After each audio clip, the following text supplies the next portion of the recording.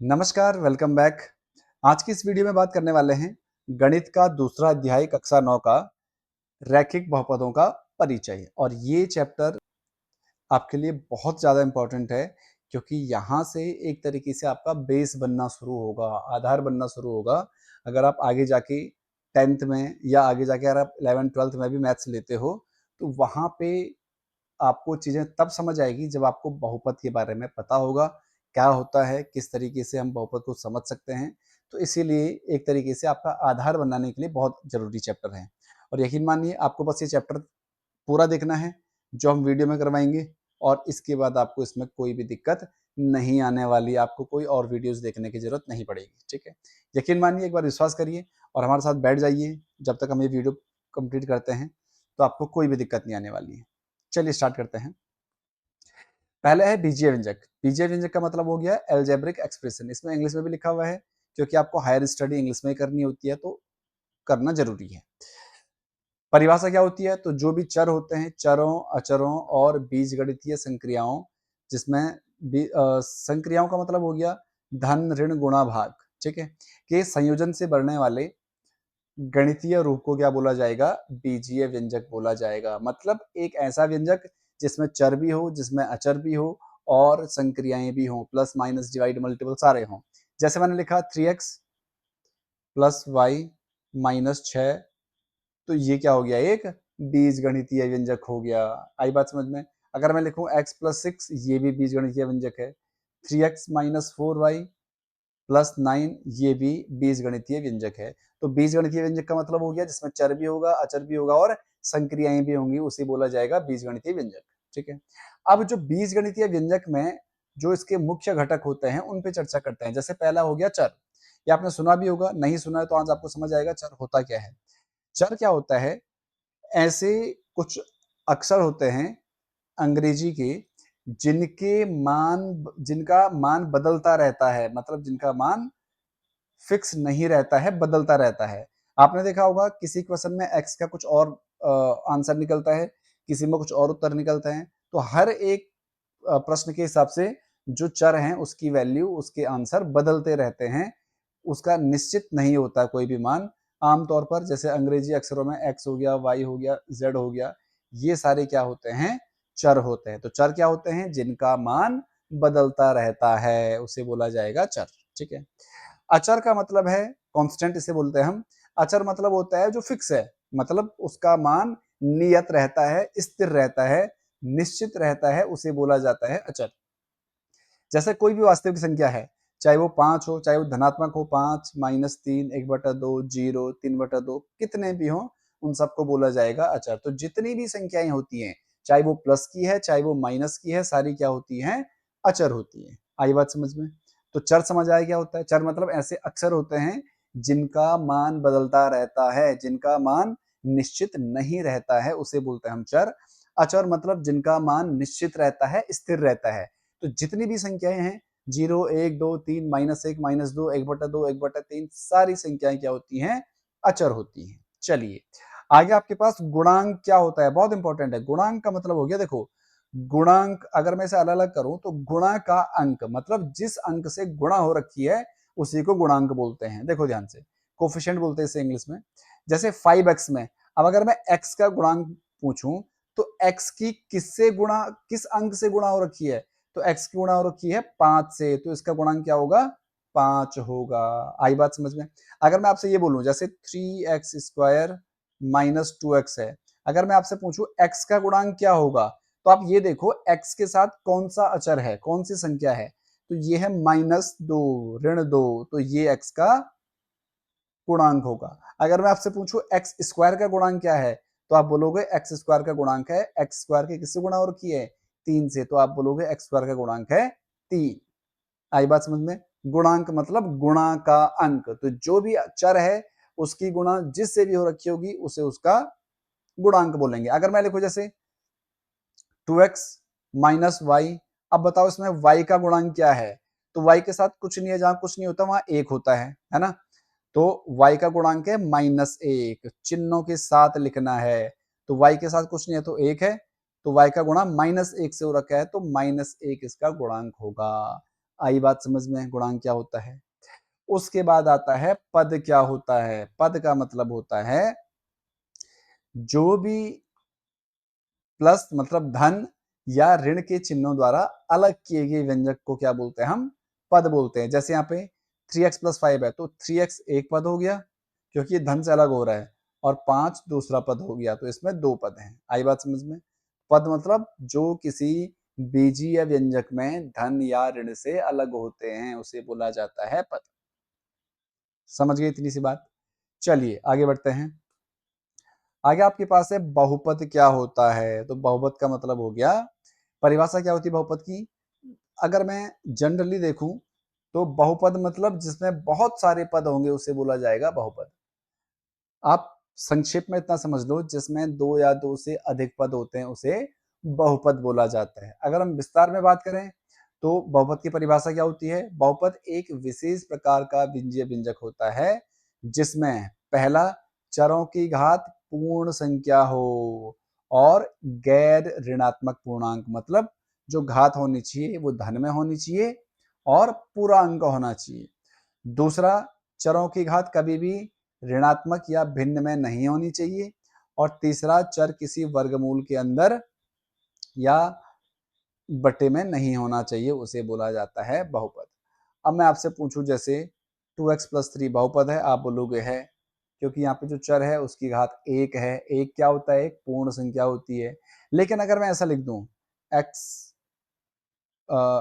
3x की घात 1/2, तो अभी आपको बोला जैसे परिभाषा में लिखा है कि क्या नहीं हो सकती, घात भिन्न में नहीं हो सकती है, तो ये चर नहीं है, मतलब ये बहुपद नहीं है। अगर मैं आपसे बोलूं 3x² - 2 और वर्गमूल x है और +6 है, क्या ये बहुपद है? तो ये भी नहीं है, क्योंकि चर क्या नहीं हो सकते, कभी भी वर्गमूल के अंदर नहीं हो सकते हैं, तो ये भी नहीं होगा। अगर मैं आपसे बोलूं x + 1/x, क्या ये है? आप बोलोगे ये भी नहीं है, क्योंकि चर कहाँ नहीं हो सकता है, अपॉन में, मतलब बट्टे में नहीं हो सकता है। आई बात समझ में? तो चर क्या होता है, जिसकी घात पूर्ण संख्या हो और गैर ऋणात्मक हो, ऋणात्मक नहीं होनी चाहिए। अब इसका मानक रूप क्या होता है, तो इस तरीके से होता है मानक रूप, जहाँ पे जो a1 an है, an-1, ये सारे वास्तविक संख्याएं होती है। जैसे मैंने लिखा px बराबर, अगर मैं लिखूं 2x² + 5x + 6, तो ये क्या होगा, एक मानक रूप होगा बहुपद का, क्योंकि इसमें जो भी चर की घात है वो धन है और पूर्ण संख्या है। आई बात समझ में? क्या होता है, तो ये होता है बहुपद। अब हम बहुपद को अलग अलग तरीके से बांट सकते हैं। तो बहुपद को बांटने के मुख्य 2 आधार होते हैं। पहला होता है पदों की संख्या के आधार पर, कितने पद हैं उस हिसाब से हम बताएंगे कौन सा बहुपद है ये। जैसे एक पदी का मतलब जिसमें सिर्फ एक पद होता है, जैसे लिखा हुआ देखो, जैसे 5x है तो ये एक ही पद है पूरा। -7 है, ये एक ही पद है पूरा, बीच में कॉमा दिख रहा होगा आपको। 3y² है, ये एक ही पद है, तो उसे बोला जाएगा एक पदी। एक पदी का मतलब क्या हुआ, जिसमें सिर्फ एक पद होता है। अगला है द्विपदी। द्विपदी मतलब बाइनोमियल, जिसमें 2 पद होते हैं। जैसे 2x + 3, इसमें 2 पद है, देखो एक ये वाला पद है और एक ये वाला पद है, तो ये द्विपदी है। ऐसे इस वाले में देखो, एक ये वाला पद है और एक ये वाला पद है, तो ये हो गया द्विपदी। आई बात समझ में? तो ऐसे बहुपद जिसमें 2 पद होंगे। ऐसे ही त्रिपदी का मतलब क्या हुआ, जिसमें 3 पद हैं। देखो एक x² है, यहाँ पे x का वर्ग, दूसरा 5x है और तीसरा 6 है। ऐसे यहाँ पे a का वर्ग पहला, 2ab दूसरा और b² तीसरा, तो उसको बोलते हैं हम त्रिपदी, मतलब जिसमें 3 पद होंगे।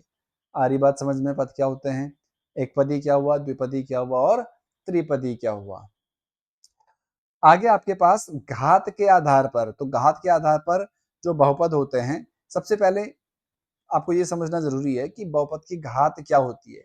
बहुपद की घात का मतलब है किसी बहुपद में चर की जो सबसे बड़ी घात होती है, सबसे बड़ी घात होती है, उसी को हम बहुपद की घात बोलते हैं। अब अगर जैसे मैं एग्जांपल लिख लूं, मैंने लिखा 3x² - 5x + 6, इसमें चर क्या है, तो आप बोलोगे x है। इसमें चर की सबसे बड़ी घात क्या है, 2 है, तो इसकी घात क्या होगी, बहुपद की 2 होगी। जैसा अगर मैं लिखूं 3x की घात 4 + 5x की घात 3 + 2x का वर्ग प्लस 6। अब बताओ उसमें जो बहुपद की घात है वो क्या होगी? तो आप ये देखोगे जो चर है उसकी सबसे बड़ी घात क्या है यहाँ पे? 4 है। तो आप बोलोगे बहुपद की घात कितनी हुई? 4 हुई। आई बात समझ में? बहुपद की घात क्या होती है? तो जो चर की सबसे बड़ी घात होगी किसी भी बहुपद में उसी को हम बहुपद की घात बोलेंगे। अब जो बहुपद की घात के आधार पर हम बहुपद को बहुत तरीके से बांट सकते हैं। पहला होता है अचर बहुपद। अचर बहुपद का मतलब है ऐसा बहुपद जिसमें चर नहीं है, जिसमें सिर्फ अचर होता है। जैसे मैंने लिखा 5, 5 में आपको एक्स दिख रहा है, मतलब कोई भी चर दिख रहा है? नहीं दिख रहा है। तो इसे बोला जाता है कांस्टेंट पॉलिनोमियल, मतलब अचर बहुपद। और इसमें घात कितनी होगी? 0, क्योंकि जब चर ही नहीं है तो बहुपद की घात होगी ही नहीं, और जब नहीं है तो कितनी होगी? 0 होगी। दूसरा है रैखिक बहुपद। बहुत इंपॉर्टेंट है। रैखिक का मतलब हुआ जिसमें बहुपद की घात 1 होगी, उसे बोला जाएगा रैखिक बहुपद। जैसे यहाँ पे देखो ax प्लस b में x का घात कितनी है? 1 है। उदाहरण के लिए जैसे 3x प्लस 2 है, x की घात कुछ नहीं है मतलब 1 है। 5y माइनस 7 है, x की घात कुछ नहीं है मतलब 1 है। इसे बोला जाएगा रैखिक बहुपद। अगला आपके पास द्विघाती बहुपद क्या होता है? द्विघात, इससे देख के समझ आ रहा है, द्विघाती मतलब जिसकी घात 2 हो। तो आपको दिख रहा होगा ये इसका मानक रूप है, और ये आपके पास समीकरण है जहां पे जो चर है उसकी घात 2 है। ऐसे यहाँ पे y की घात 2 है, तो इसे बोला जाएगा द्विघाती बहुपद। ऐसे ही त्रिघाती बहुपद क्या होता है? जिसमें चर की घात 3 हो, सबसे बड़ी घात। ऐसे यहाँ पे चर की घात सबसे बड़ी 3 हो, उसे बोला जाएगा त्रिघात बहुपद। समझ गए अब? तो ये होता है बहुपद के आधार पर। तो ये था बेसिक। उम्मीद है आपको इतना समझ आया होगा कि यहाँ पे जो भी हमने पढ़ा, बहुपद क्या होता है, बहुपद की घात क्या होता है, गुणांक क्या होता है, इतना आपको क्लियर होगा। अगर आपको इतना क्लियर है तो अब हम चलते हैं क्वेश्चन की तरफ और समझते हैं हर एक क्वेश्चन को बहुत डिटेल में। अब यहाँ पे देखिए प्रश्नावली है आपके पास 2.1। पहला प्रश्न है नीचे दिए गए बहुपदों की घात लिखिए। आप इसका उत्तर लिखोगे। कितनी है यहाँ पे? x की सबसे बड़ी घात कितनी है? 2। तो इसका उत्तर क्या होगा? 2। ठीक है। ऐसे यहाँ पे सबसे बड़ी घात क्या है? 3। तो आप लिखोगे बहुपद की घात, बहुपद की घात कितनी हुई? 3। ऐसे यहाँ पे आप लिखोगे बहुपद की घात। अब क्योंकि यहाँ पे कोई चर है ही नहीं तो कितना हुआ? 0। यहाँ आप लिखोगे बहुपद की घात, यहाँ पे चर z है उसकी घात कुछ नहीं है मतलब 1 है। तो ये है बहुपद की घात। आपको समझ आया होगा इसका क्या है, इसका क्या है, इसका क्या है और इसका क्या है। चलिए आगे लिखा हुआ है 1 घात, 2 घात और 3 घात के बहुपद लिखिए। तो आप लिखोगे 1 घात वाला बहुपद वाला बहुपद। तो आपने लिखा x प्लस 2, क्योंकि यहाँ पे x की घात 1 है। ऐसे ही 2 घात वाला बहुपद, तो आप लिखोगे एक्स स्क्वायर प्लस 4। ऐसे लिखोगे आप 3 घात वाला बहुपद, तो ये आएगा 3x square plus 5x plus 6। आप कुछ भी लिख लो आगे, बस x की घात 3 होनी चाहिए, सबसे बड़ी घात। समझ गई? तो ये है आपका क्वेश्चन नंबर 2। आगे लिखा है यहाँ पे एक्स स्क्वायर और एक्स क्यूब, मतलब एक्स के वर्ग और एक्स की घात 3 का गुणांक बताना है। अभी बताया था मैंने आपको। देखो एक्स स्क्वायर का गुणांक बताइए आप मुझे क्या होगा?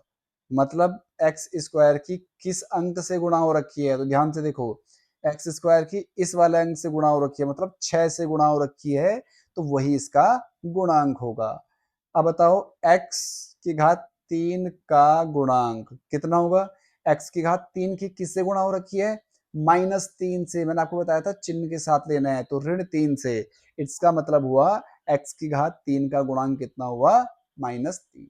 आई बात समझ में? आगे आपके पास है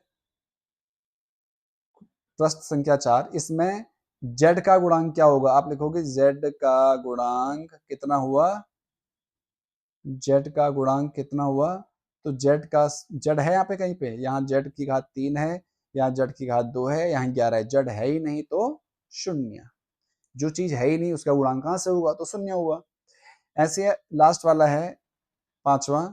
लिखा हुआ है बहुपद 9x की घात 3 प्लस 5x का घात 2 माइनस 8x माइनस 10 में अचर पद क्या है? तो अचर पद वही होगा अचर पद जिसमें x नहीं है।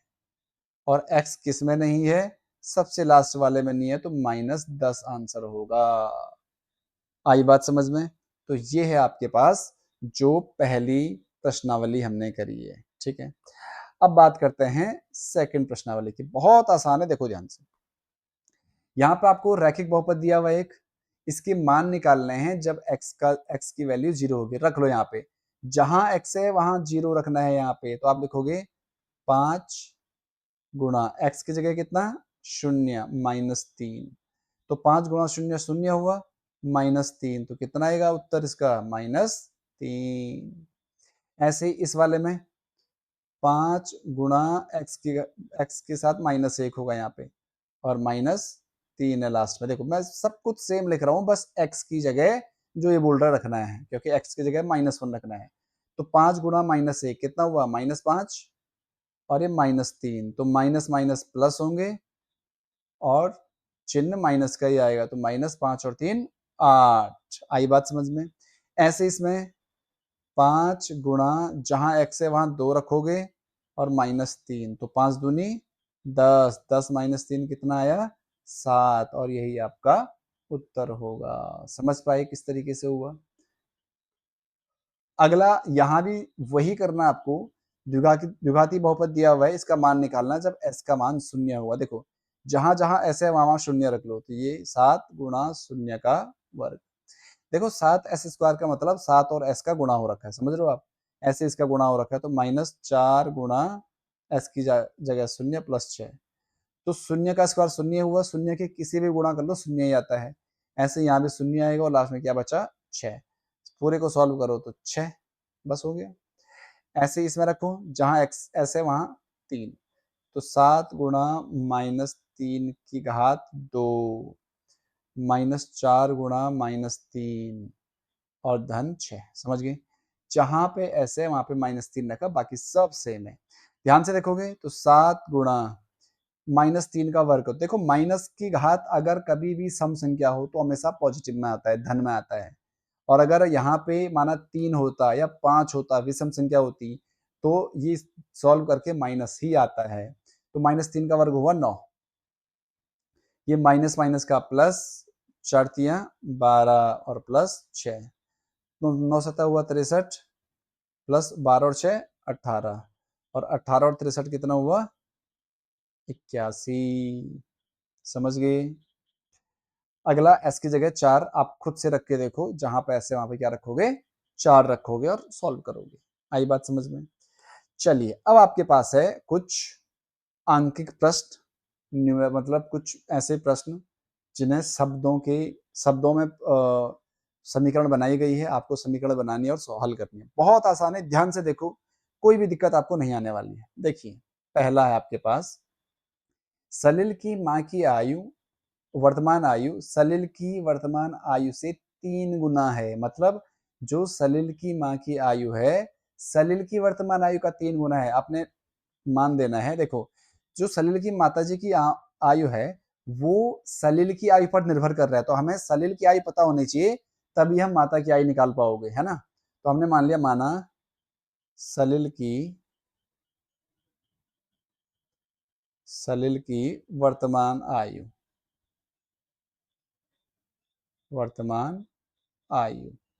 आपने मान लिया x। तो आप लिखोगे माँ मतलब सलिल की माँ की वर्तमान आयु क्या होगी? अब सलिल की आयु अगर x है तो माँ की आयु सलिल की आयु का 3 गुना, मतलब 3x है। समझ रहे हो आप? आगे लिखा 5 वर्ष पश्चात। तो आप 5 वर्ष पश्चात दोनों की आयु निकाल लो। तो आप लिखोगे पहले 5 वर्ष पश्चात सलिल की आयु, बताओ क्या होगी? सलिल की आयु, आप बोलोगे अभी x है तो 5 वर्ष बाद 5 ऐड कर लो, है ना? आपकी जो भी उम्र है, अगर मैं पूछूं आपसे 5 वर्ष बाद कितनी होगी, तो आप 5 जोड़ोगे ना कितनी। ऐसे ही 5 वर्ष पश्चात माँ की आयु, माँ की आयु आप बोलोगे 3x+5। इतनी बात समझ आई आपकी? बड़ा आसान है। अब लिखा हुआ है कि 5 वर्ष पश्चात दोनों की आयु का योगफल कितना हो जाएगा? 70। मतलब इसे और इसे जोड़ के 70 आएगा। तो आप लिखोगे प्रश्नानुसार जो x धन 5 है और 3x धन 5 है, ये किसके बराबर हो जाएगा? 70 के बराबर हो जाएगा। बस सॉल्व कर लो अब। x और 3x कितना हुआ? 4x। 5 और 5 10 बराबर कितना आया? 70। तो 4x आएगा 70 माइनस 10, 4x आया 60, तो x आया 60/4। क्योंकि ये गुणा में है तो ये भाग में चला जाएगा, तो ये आएगा, इससे कटेगा 15 बार। आपको दोनों की वर्तमान आयु निकालनी है, तो आप लिखोगे सलिल की वर्तमान आयु, सलिल की आयु मतलब वर्तमान आयु है, ये आएगा आपका 15 वर्ष। और माँ की आयु आएगी 3x मतलब 3 गुणा 15, तो 15 3 कितना हुआ? 45 वर्ष। बस समझ पाई? तो ये है इस प्रश्न का उत्तर। बहुत आसान है, जैसा जैसा बोल रहा वैसा वैसा कर लो, आपको कुछ भी दिक्कत नहीं आने वाली। अगला आपके पास है, दो धनात्मक पूर्णांकों का अंतर कितना है? 63 है। दोनों पूर्णांकों का देखो, कभी भी अगर आपके पास अनुपात दिए हों तो इसका मतलब है जो संख्या होती है वो जो अनुपात है उसके साथ कोई भी चर लगा के लिख लो। जैसे मैंने लिखा, देखो कैसे करना आपको। कभी भी अगर अनुपात दिए हैं तो आपने ले लिया, माना पहली धनात्मक संख्या। अब यहाँ पे 2:5 है तो आपने 2x मान लिया, और ऐसे ही जो दूसरी धनात्मक संख्या होगी वो होगी 5x। समझ गए आप? कभी भी अगर अनुपात दिए हों तो उनके साथ एक चर जरूर होता है। क्यों होता है आपको समझा देता हूं मैं। जैसे मैंने लिखा, माना अनुपात 10/15 है, तो अगर मैं इन दोनों को काटूंगा तो ये कितना आएगा? 2:3। समझ रहे हो? तो जो रियल नंबर है वो इसकी 5 से गुणा करके आ रहा है ना, और इसकी भी 5 से गुणा करके आ रहा, तो ये 5 को ही तो हम x ले रहे हैं जो हमने लिया हुआ यहाँ पे। ये मैंने एग्जाम्पल दिया, ये सेम क्वेश्चन नहीं है, एग्जाम्पल दिया मैंने। आई बात समझ में? अब इसने लिखा हुआ है कि इनका दो धनात्मक पूर्णांकों का अंतर कितना है? 63 है, मतलब इनका अंतर होगा। तो आप लिखोगे प्रश्नानुसार 5x माइनस 2x बराबर कितना? 63। 5x क्यों लिखा मैंने? क्योंकि अंतर धनात्मक है तो बड़ी संख्या पहले आएगी। तो 5x में से 3x गया कितना? 2x गया कितना बचा? 3x बराबर 63। तो आप बोलोगे x का मान आएगा 63/3 कितना? 21। तो आप बोलोगे पहली संख्या क्या होगी? पहली संख्या तो ये होगी 2x, मतलब 2 गुणा 21, तो 21 गुना कितना आया? 42। और जो दूसरी संख्या होगी तो आप बोलोगे 5 गुणा 21, 21 पंजे 105। बस हो गया। समझ पाए कैसे होगा? बहुत आसान है, आप करके देखो, आपसे निश्चित तौर पर होगा। ठीक है, चलिए अगले प्रश्न पे बात करते हैं। बहुत अच्छा क्वेश्चन है वाला। रूबी के पास 2 रुपए के सिक्कों की संख्या, मतलब जो 2 रुपए के सिक्कों की संख्या होगी वो 5 रुपए के सिक्कों की संख्या का 3 गुना होगा। मतलब 2 रुपए के सिक्कों की संख्या तब आपको पता होगी जब आपके पास 5 रुपए की सिक्कों की संख्या होगी। तो आपने ले लिया, माना 5 रुपए के सिक्कों की संख्या, सिक्कों की संख्या। आपने ले लिया x। तो आप मुझे बताओ 2 रुपए के सिक्कों की संख्या क्या होगी? 3x होगी। लिखा हुआ है ना इसने, रूबी के पास 2 रुपए की सिक्कों की संख्या, मतलब जो 2 रुपए के सिक्कों की संख्या होगी वो 5 रुपए की सिक्कों की संख्या का 3 गुना है। तो हमें 5 रुपए के सिक्कों की संख्या पता होनी चाहिए, नहीं पता तो हमने x मान लिया, तो 2 का होगा 3x। अब ये बोल रहा है यदि उसके पास इतने रुपए हैं, देखो ध्यान से जरा, प्रश्नानुसार कुल रुपए कितने हैं? 88 है। तो 5 रुपए के अगर x सिक्के हैं तो टोटल कितने रुपए हुए? 5x। अगर मैं आपसे बोलूं आपके पास 10 रुपए के 5 नोट हैं तो कुल कितने नोट हुए? आप जो संख्या है और जो कितने रुपए के उनकी गुणा करोगे तभी तो आएगा ना। ऐसा अगर आपसे बोलूं मैं 2 रुपए के 10 सिक्के हैं तो आप बोलोगे कितने से कितने रुपए हैं टोटल? 20। तो ऐसे अगर 5 रुपए के x सिक्के हैं तो टोटल कितने रुपए हुए? 5x।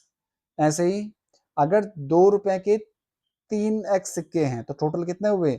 2 गुणा 3 6x बराबर कितना आया? 88। ऐड कर लो दोनों को, तो 11x बराबर आया 88।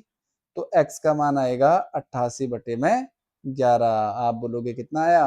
8 आया। अब बोल रहा है दोनों प्रकार के सिक्कों की संख्या, तो आप लिखोगे 5 रुपए के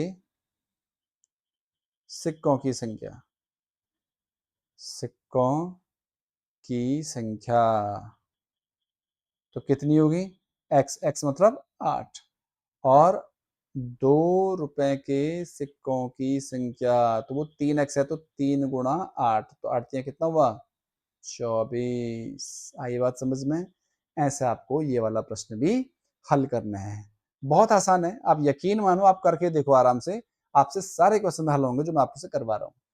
अगला आपके पास दिया हुआ है, एक किसान 300 फुट लंबी बाड़ को भिन्न भिन्न आकार के टुकड़ों में काटता है।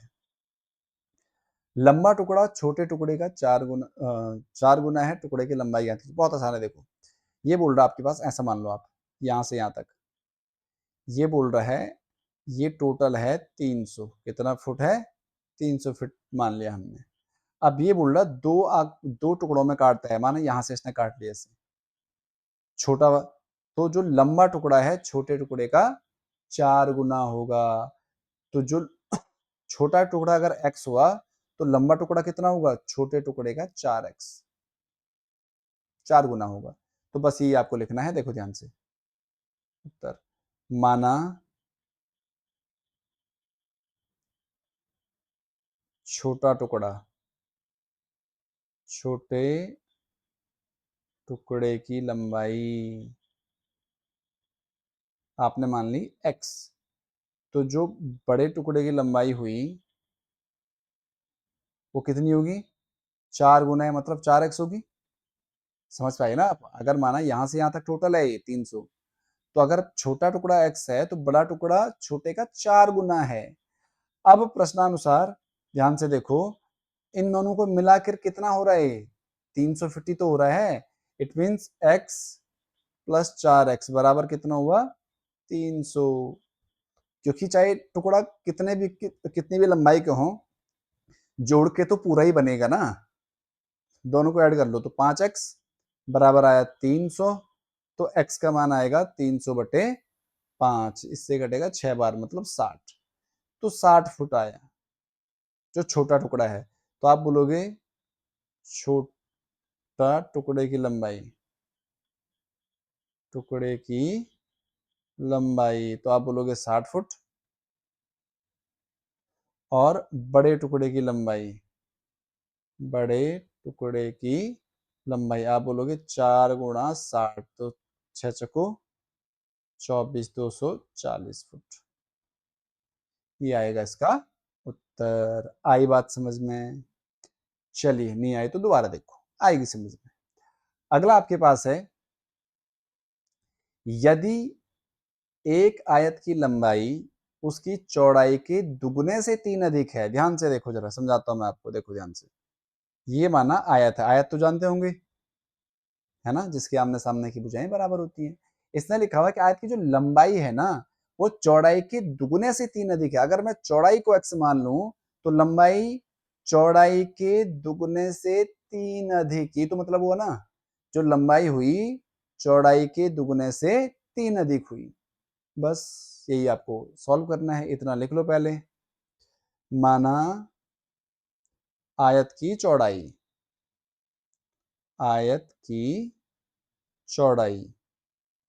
x है, तो आयत की लंबाई कितनी होगी? आप बोलोगे 2x प्लस 3। समझ आए क्यों हुआ? क्योंकि जो लंबाई है वो चौड़ाई के दुगने से 3 अधिक है, और इसका परिमाप दिया हुआ है हमें। क्या दिया हुआ है? परिमाप। कितना दिया हुआ है? 24। मुझे ये बताओ, आयत का परिमाप होता क्या है? आयत का परिमाप होता है 2 गुणा लंबाई धन चौड़ाई, ये तो होता है ना। तो आप यहाँ लिखोगे 2 गुणा लंबाई धन चौड़ाई बराबर 24। तो 2 गुणा लंबाई रख लो कितनी है? 2x plus 3। चौड़ाई कितनी आई? x बराबर 24। अब ध्यान से देखो, ये 2 ना इस पूरे से गुणा हो रखा है, तो मैं 2 को डायरेक्ट यहाँ भेज सकता हूँ। तो ये आएगा 2x plus x, 3x plus 3 बराबर 24 था ही पहले, और ये 2 है, इसको मैंने यहाँ पॉइंट में भेज दिया, तो कितना आएगा? 12। तो 3x का मान आएगा 12 माइनस 3। इट मीन्स 3x आएगा 9। तो x आएगा 9/3 बट्टे मतलब 3, क्या है ये, मीटर सेंटीमीटर सेंटीमीटर, 3 सेंटीमीटर। बस हो गया। आपको क्या निकालना है? लंबाई और चौड़ाई। तो चौड़ाई तो आ गई आपकी कितनी, क्योंकि चौड़ाई थी x और x का मान आया 3, तो 3 सेंटीमीटर। और जो लंबाई आएगी आपकी वो आएगी 2 गुणा 3 धन 3। तो 3 दूनी 6, 6 और 3 कितना आया? 9 सेंटीमीटर, और ये इसका आंसर होगा। आई आपकी बात समझ में? इस तरीके से आप इसके सारे हर प्रश्नों को हल कर सकते हो। उम्मीद आपको समझ आया होगा। आप ये वीडियो बहुत ध्यान से देखो, पूरी देखो। अगर आपको अच्छा लगा तो हम इसके आगे और भी वीडियोस बनाएंगे मैथ्स वाले। ठीक है, चलिए मिलता है अगले वीडियो में।